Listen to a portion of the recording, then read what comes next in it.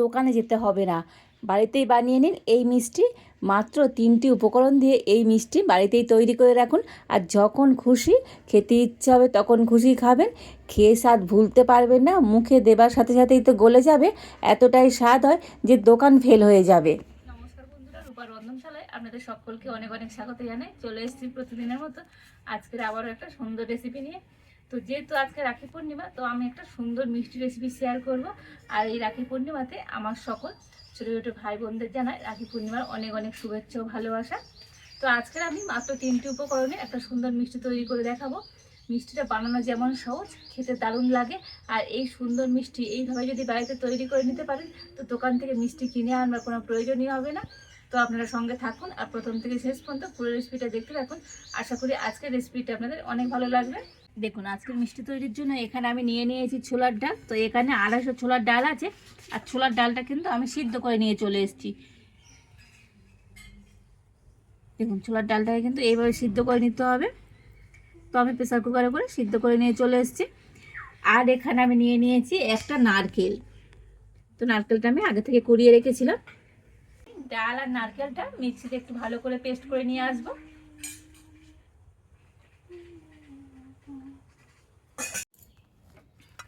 দেখুন, ডাল আর নারকেলটা তো আমি মিক্সিতে ভালো করে পেস্ট করে নিয়ে চলে এসেছি। আর এবারে আমি কড়া নিয়ে নিয়েছি, আর এই কড়ার মধ্যে আমি এখন পেস্ট করা ডালটা দিয়ে দেব।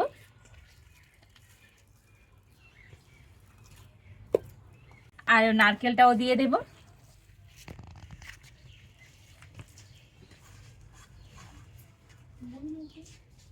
আর এবার আমি এর মধ্যে দিয়ে দেব চিনি। তবে চিনিটা কিন্তু এখানে আমি গুঁড়ো করে নিয়েছি, তো চাইলে আপনারা গোটা চিনি দিতে পারেন।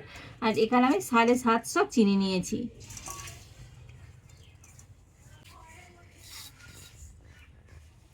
তবে দেখে চিনির পরিমাণ বেশি মনে হলেও কিন্তু সন্দেশ তৈরির জন্য একটা মাপে দিতে হবে। এখানে আমি নিয়ে নিয়েছি 250 ডাল, আর 250 ডালের জন্য নিতে হবে 500 চিনি। আর নিয়েছি একটা নারকেল, তার জন্য লাগবে 250 চিনি। তো মোট এখানে আমি 750 চিনি নিয়েছি। তবে সন্দেশ তৈরির জন্য এই মাপটা কিন্তু এই ঠিকঠাক করে নিতে হবে, তবেই কিন্তু সন্দেশ একেবারে পারফেক্ট হবে। তো চাইলে আপনারা এই 3টে উপকরণ দিয়েও কিন্তু সন্দেশটা তৈরি করে নিতে পারেন। তবে সন্দেশটা আর একটু টেস্টি করার জন্য এখানে আমি দিয়ে দেব 1 বাটি গুঁড়ো দুধ। এই গুঁড়ো দুধ দিলে সন্দেশটা খেতে কিন্তু অনেক সুন্দর লাগবে। তো প্রথমে আমি সব কিছু কিন্তু করার মধ্যে হাত দিয়ে খুব ভালো করে মিশিয়ে নেব।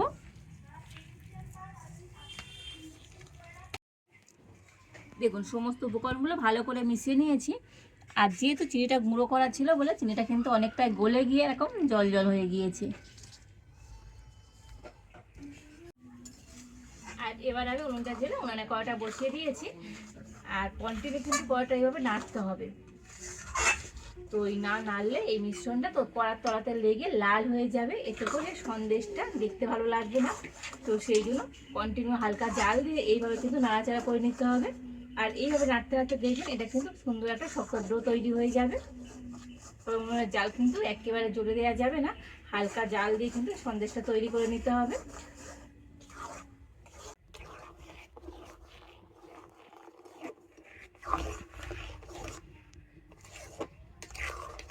করতে করতে মিশ্রণটা কিন্তু অনেকটাই টাইট হয়ে গিয়েছে, তবে কিন্তু আরও একটু টাইট করে নিতে হবে। আর উনুনের জাল একেবারে হালকা দিয়ে আর এইভাবে করে কিন্তু আমি আবারও কন্টিনিউ নাড়াচাড়া করব, এতে করে মিশ্রণটা কিন্তু অনেকটাই টাইট হয়ে যাবে।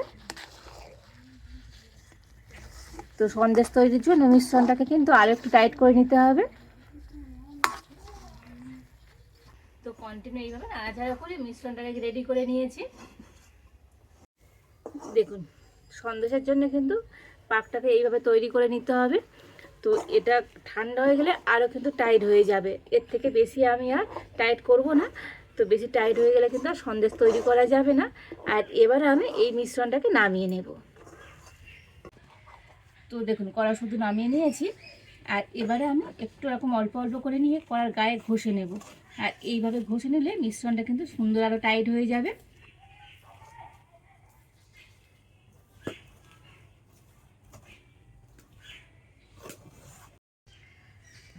দেখুন একটু ঘষে নিয়েছি, আর যেটুকুনি ঘষে নিয়েছি কত সুন্দর সাদা হয়ে গিয়েছে। আর দেখবেন একটুখানি এরকম ঘষে নিলে অনেকটাই সাদা হয়ে যাবে আর একটু টাইটও হয়ে যাবে। এবার আমি যেটা ঘষে নিয়েছি এটাকে নামিয়ে নেব। তো এখানে আমি একটা থালার মধ্যে নিয়ে নিচ্ছি, মানে যেটুকুনি মিশ্রণ আমি ঘষে নিয়েছি নিয়ে নিলাম। আর এদিকে এটাকে এখন আমি ঢাকা দিয়ে রেখে দেব। আর দেখুন আজকে সন্দেশ তৈরির জন্য এখানে আমি কয়েকটা ছাঁচ নিয়ে নিয়েছি, আর আজকে সন্দেশগুলো আমি এই ছাঁচে দিয়েই তৈরি করে নেব। তো প্রথমে আমি এই ছাঁচের মধ্যে একটু করে ঘি লাগিয়ে দেব, এতে করে সন্দেশটা কিন্তু খুব সহজেই এই ছাঁচ থেকে উঠে আসবে।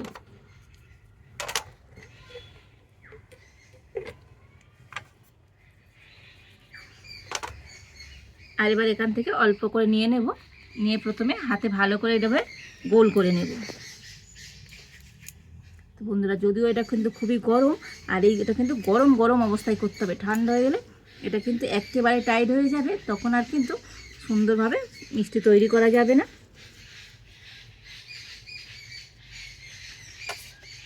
ছাঁচের মধ্যে দিয়ে দেব।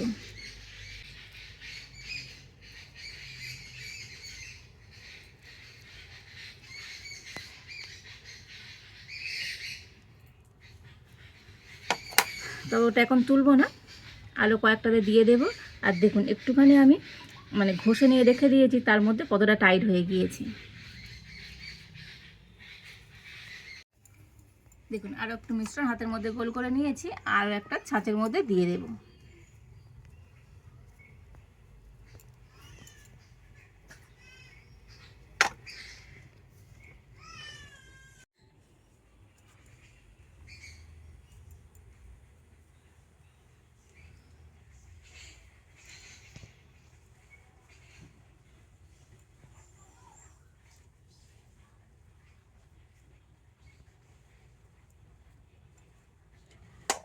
দেখুন প্রথম যে ছাঁচের মধ্যে দিয়েছিলাম সেটা তুলে নেব।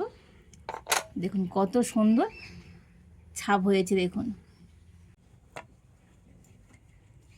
আর একটু রেখে দিলে এটা কিন্তু খুব সুন্দরভাবে টাইট হয়ে যাবে।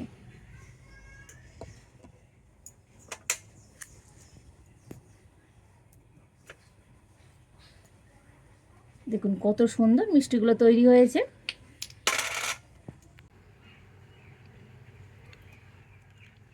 দেখুন কত সুন্দর সন্দেশ হচ্ছে, দেখুন দেখে বুঝতে পারছেন, দেখলে মনে হবে মানে কেনা সন্দেশ, দোকান থেকে কিনে আনা হয়েছে, কিন্তু বাড়িতে যে এত সুন্দর সন্দেশ তৈরি করা যায়, তো আজকের এই ভিডিওটা না দেখলে আপনারা বুঝতেই পারবেন না। দেখুন কত সুন্দর সন্দেশ হয়েছে, প্রত্যেকটা সন্দেশ সুন্দর হয়েছে।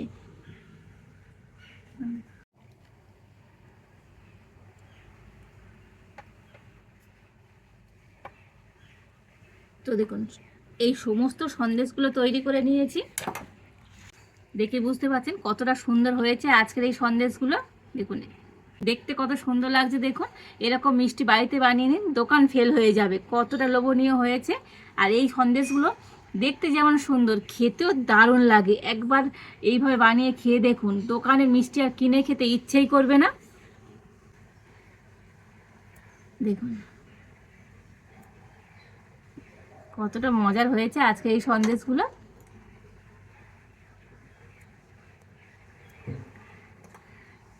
হাতে তো একেবারে গুঁড়ো হয়ে যাবে, মুখে দেবার সাথে সাথেই তো একেবারে মিলিয়ে যাবে। আজকের আমার রাখি বন্ধন স্পেশাল মিষ্টি রেসিপিটা আপনাদের কেমন লাগলো অবশ্যই কমেন্ট করে জানাবেন। ভালো লাগলে লাইক শেয়ার সাবস্ক্রাইব করবেন। আজ এই পর্যন্ত, আপনারা ভালো থাকুন, সুস্থ থাকুন, দেখা হচ্ছে নতুন কোনো একটা রেসিপি নিয়ে।